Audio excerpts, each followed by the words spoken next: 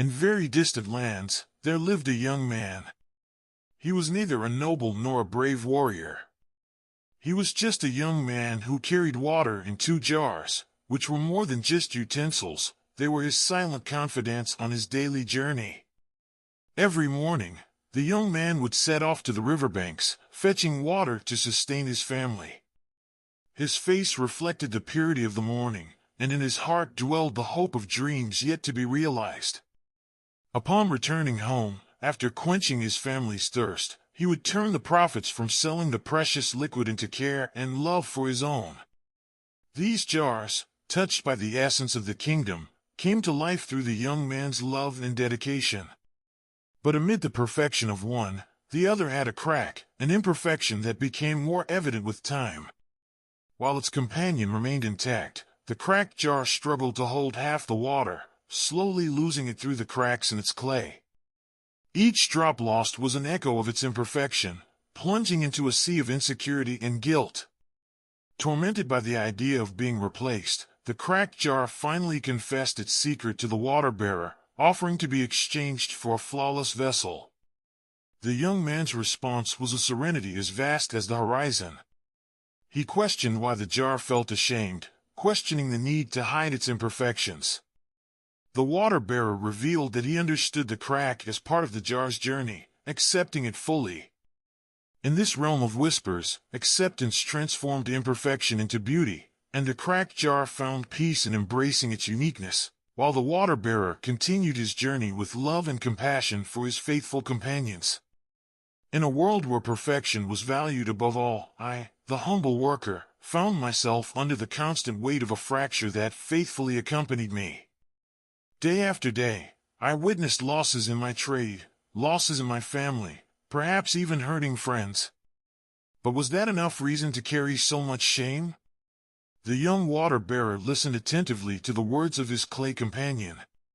His eyes not only consoled but also radiated deep wisdom and compassionate understanding of life. With a voice filled with kindness, he said something that would certainly change my perspective. "You know, something occurred to me. Something that might bring you some comfort. Tomorrow, when we return from the river, I want you to observe the beautiful flowers that dot our path. Seeing something so magnificent will surely lift your spirits." Overwhelmed by a mix of gratitude and sadness, I prepared for what I imagined to be my last day of service. But throughout the morning journey, as the bearer walked with the jars, my thoughts wandered, contemplating my own existence and the inevitable end of my usefulness. However, when the sun began to paint the sky with its warm tones at dawn, forcing me to look away, I encountered a surprising spectacle. Beside the path, a profusion of flowers danced gently with the morning breeze, as if celebrating the arrival of a new day. Their vibrant colors, bathed in dew, seemed like jewels scattered by a divine artist. Although I had walked that path many times before, I had never noticed the dazzling beauty that surrounded me. Despite the wonder around me, my heart still weighed with the guilt of my failures. With a trembling voice, I apologized once again, aware that my path to acceptance would be a long and challenging journey. Once more, in front of my master, I observed the flowers as he had asked, seeking their beauty. His comfort was brief, but the words that followed echoed in my mind, weighing on me like lead. "It doesn't change the fact of me," I murmured, disheartened. It didn't change the impact my failures had on our work, nor the feeling that I no longer deserved to be his partner. But the water-bearer smiled tenderly and invited me to accompany him. He guided me to a nearby shop, a place I had never visited before. Upon entering, I was surprised by an explosion of colors and aromas, a sanctuary dedicated to beauty, a flower shop run by the water-bearer's wife. "Do these flowers look familiar to you?" she asked with a glint in her eyes. I immediately recognized the flowers from the river path. "They are the flowers that grow along your side of the road," I responded, perplexed. Then the water-bearer revealed the secret behind those flowers I so admired. He had sown seeds in my crack, watering them with my drops day after day, allowing his wife to harvest them for the flower shop. That simple gesture transformed my view of my own flaws. What I saw as a curse was, in fact, a source of unexpected and valuable beauty.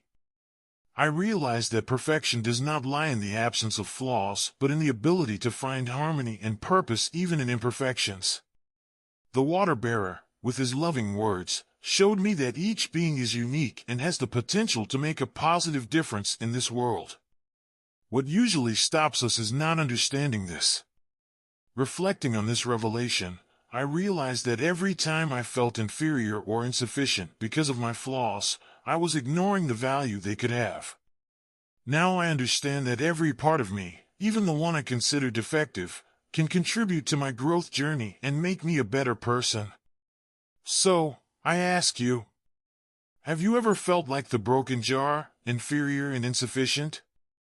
And after hearing this story, what would you say to that small part of you that, at some point, was so hard on itself?